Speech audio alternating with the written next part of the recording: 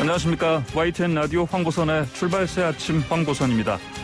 홍남기 경제부총리가 LH 직원들의 땅 투기 의혹을 공식 사과하고 재발 방지책도 내놓았습니다. 1차 전수조사 결과는 이번 주에 나온다고 합니다. 또 관련해서 경찰 수사가 시작됐는데 야당은 이런 수사는 경찰이 아니라 수사 경험이 많은 검찰이 해야 한다고 주장합니다. 지난주에 이 의혹 발표한 참여연대 제보가 잇따르고 있습니다. 2차 발표도 나올 것 같습니다. 자, 관련해서 이강훈 참여연대 변호사의 설명 듣겠습니다. 서울시장 보궐선거 후보들 단일화 속도 내고 있습니다. 어제는 시대전환 조정훈 후보와 단일화를 이룬 민주당 박영선 후보의 선거 캠프 몸집도 크게 불리고 있습니다. 박 후보의 캠프에 합류한 고민정 의원을 잠시 뒤에 만나보겠습니다.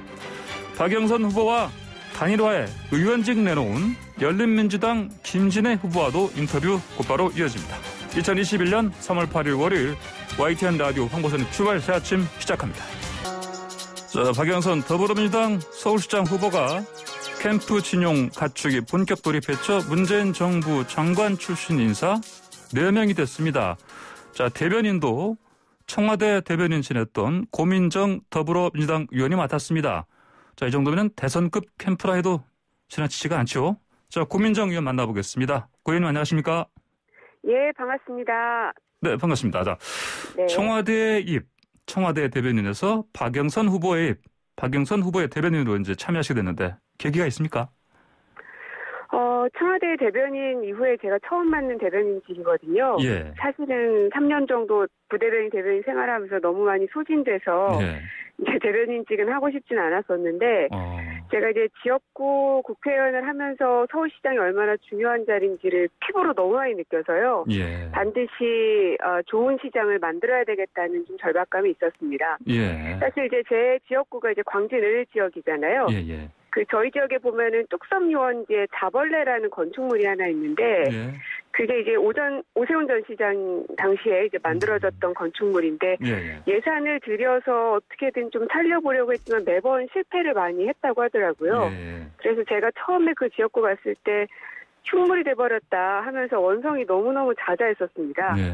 그래서 뭐 세빛둥둥섬 같은 거는 뭐 다른 분들도 잘 아시는 사안이고 그래서 그냥 단순하게 뭐 예쁘게 잘 만들겠다 이런 게 아니라 현실적 감각을 가지고 정말 성과를 만들어낼 수 있는 일 잘하는 시장을 세워야 되겠다. 그렇게 해서 서울을 글로벌 수도로 만들어야 되겠다라는 절박감에 함께 합류하게 됐습니다. 그렇다면은 사명감에 자원하신 거라 봐도 되겠습니까?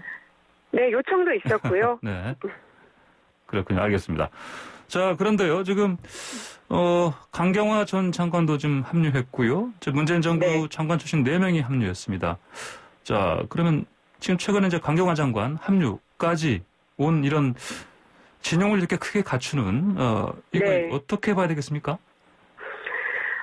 그만큼 바로 실행이 가능하고, 그리고 무엇보다 이제 국제 무대에서 그 틀을 더 완벽하게 갖출 수 있는 요인들이 있는 후보인 것이죠. 특히나 이제 마지막에 합류하게 된 이제 강경화 장관 같은 경우는 국제기구하고 긴밀한 공조를 할 수 있는데 도움을 주실 수 있는 분이시잖아요. 이제는 서울을 단순히 대한민국의 수도로만 생각할 것이 아니라 국제 표준 도시로 만들 수 있는 그런 꿈을 꿀 권리가 우리 서울 시민들한테는 있다고 생각이 듭니다.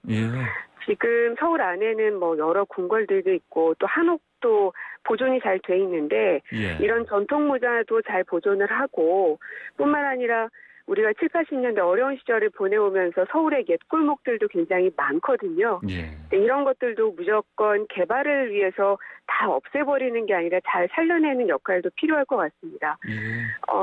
지금 제가 지금 종로 인근에 있는데 여기 근처에 보면 이제 피막골이 있잖아요.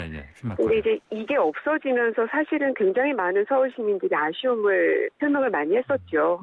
그래서 이런 우리만의 콘텐츠들을 잘 살려내서 이제 9분 바르셀로나, 15분 파리 이런 것들처럼 우리가 이제 21분 도시를 완성하겠다고 박영선 후보가 얘기를 했는데 그렇게 세계 유수의 도시와 어깨를 나란히 할 수 있게끔 하기 위해서는 그런 국제 공조들도 많이 필요할 테고요.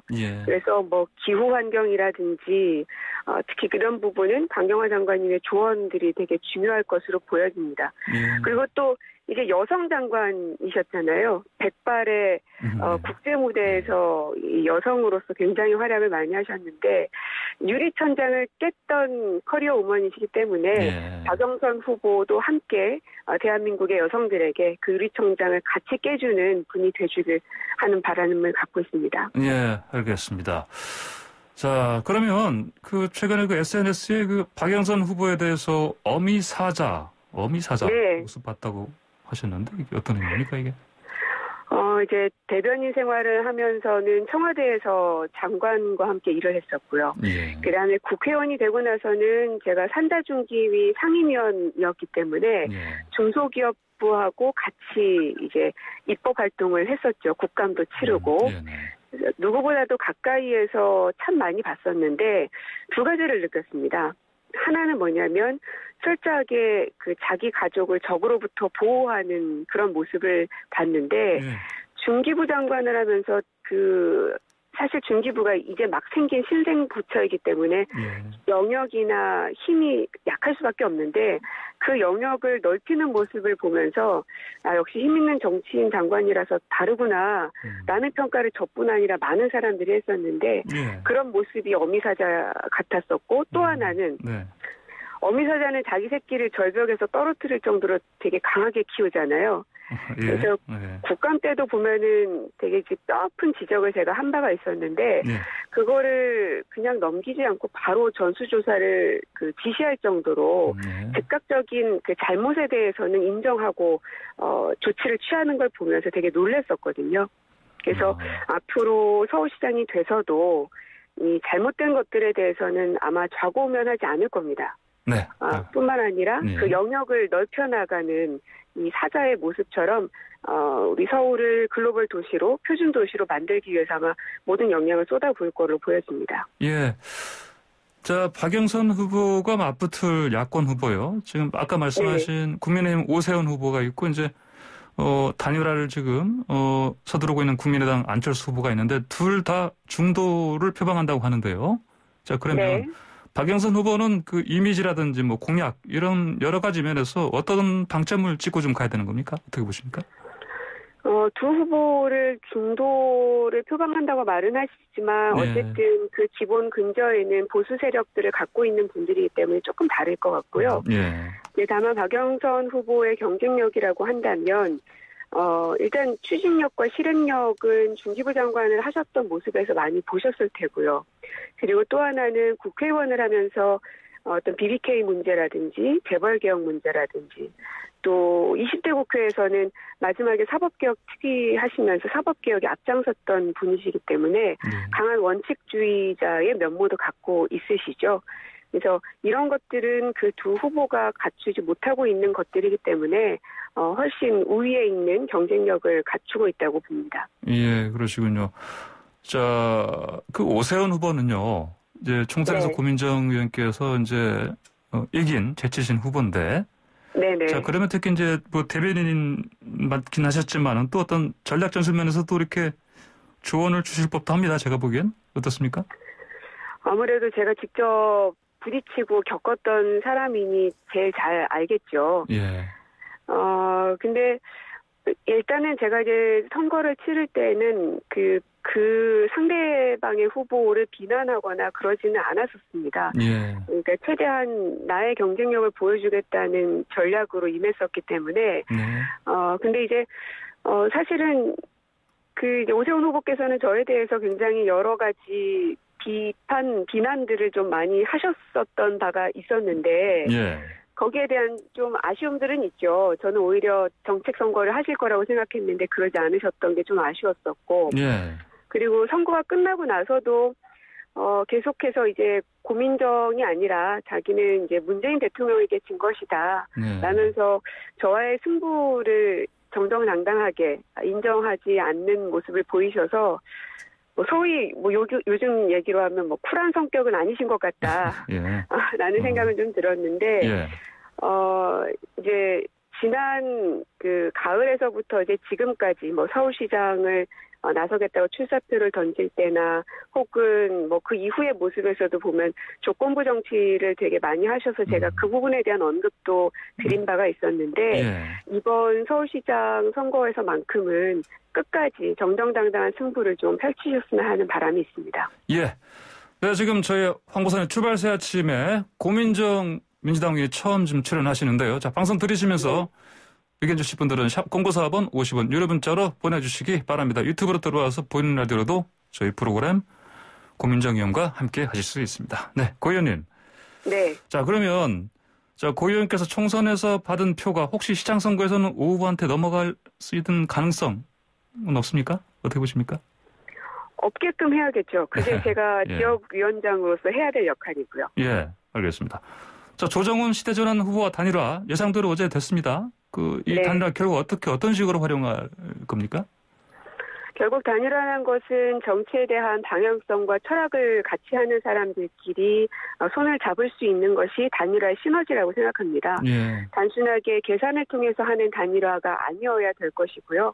그래서 앞으로도 이 범여권 진영에 있는 사람들과 손을 잡는 것에 있어서 당에서 굉장히 적극적으로 역할을 하고 있거든요. 예. 그래서 더 많은 사람들이 함께 좀 힘을 모을 수 있는 모양새가 됐으면 하는 바람입니다. 예, 알겠습니다. 자, 본선에서 이제 오세훈 후보 또는 안철수 후보와 만나야 되는데요. 특히 어느 후보 쪽으로 좀 더 공략 포인트랄까요? 이런 걸 더 철저하게 준비해야 됩니까? 뭐 한마디로 말씀드리면 본선 경쟁자 누가 될까요? 네. 예. 글쎄요. 일단은 두 분께서 단일화를 하실 수는 있는 건가? 네. 그 뉴스를 보니까 이번 주 중으로 만나겠다고 하셨던데, 네. 이제 단일화라는 것이 아까도 말씀드렸다시피 두 사람 간에 그리고 두 진영 간의 정치적 철학과 방향성이 같아야 하는 것이거든요. 예. 근데 이제 서울시장 자리와 그 다음 이제 대선까지를 바라보실 텐데, 이런 것들을 서로 계산을 하는 모습이 아니라 정말 서로가 양보하고 화합할 수 있는 모습들이 나와야 될 것으로 보이고 그 이후에나 저희가 어떤 후보가 됐으니 그 후보와 경쟁을 치열하게 벌여서 우리가 이제 당선이 되겠다를 말씀을 드릴 수 있을 텐데 지금은 아직 야권에서 정리도 다 안 된 상태이기 때문에 누가 될 것이다라고 논하는 것은 좀 적절치 않을 것 같습니다. 그렇군요. 총선에서 오세훈 후보와는 이제 맞붙으신 경험이 있기 때문에 그렇더라도 안철수 후보와는 좀 더 그렇더라도 혹시 안철수 후보가 될 가능성도 상당히 있으니까 그 준비도 좀 더 신경을 쓰는 상황 아닙니까? 그렇더라도. 그럼요. 안철수 후보든 오세훈 후보든 누가 됐든 저희야 준비는 다 해야 되겠죠. 예, 알겠습니다. 자, 좀 약간 다른 얘기 여쭤보겠습니다. 김의겸 전 청와대 대변인이 이제 이번에 김진애 의원 의원직을 비례 승계로 이제 이어받게 됐는데 사실 논란도 좀 나왔는데 별 문제 없다고 보십니까? 원칙에 따라서 저절로 승계가 된 것으로 알고 있습니다. 예. 예. 네. 그 정도로. 예, 알겠습니다. 답변은 듣겠습니다. 지난주에 윤석열 전 검찰총장이 됐는데 이제는 사의 표명했습니다. 어떻게 보셨습니까? 이 결과는? 저는 국민과의 약속을 깨버린 행위였다고 생각이 듭니다. 왜냐하면 분명히 본인의 입으로 임기라고 하는 것은 취임하면서 국민과 하는 약속이다. 이게 그분의 워딩이었습니다. 그런데 그 약속을 스스로가 깨버렸죠. 그러면서 국민을 위해서 일하겠다라면서 사의표명 당시에 기자회견을 그렇게 하셨습니다. 그래서 그때의 윤석열과 지금의 윤석열의 말이 너무나 앞뒤가 다르기 때문에 거기에 대한 뭔가 설명은 있어야 되는 게 아닌가 싶습니다. 예. 혹시 이것 때문에 중수청법이요. 이게 속도 조절론이 나왔었는데 어떻게 좀 그 중수청 관련된 문제 때문에 이제 본인이 사의 표명을 했다라고 말씀을 하셨는데 사실은 아직 최종 개혁안이 나오지도 않았거든요.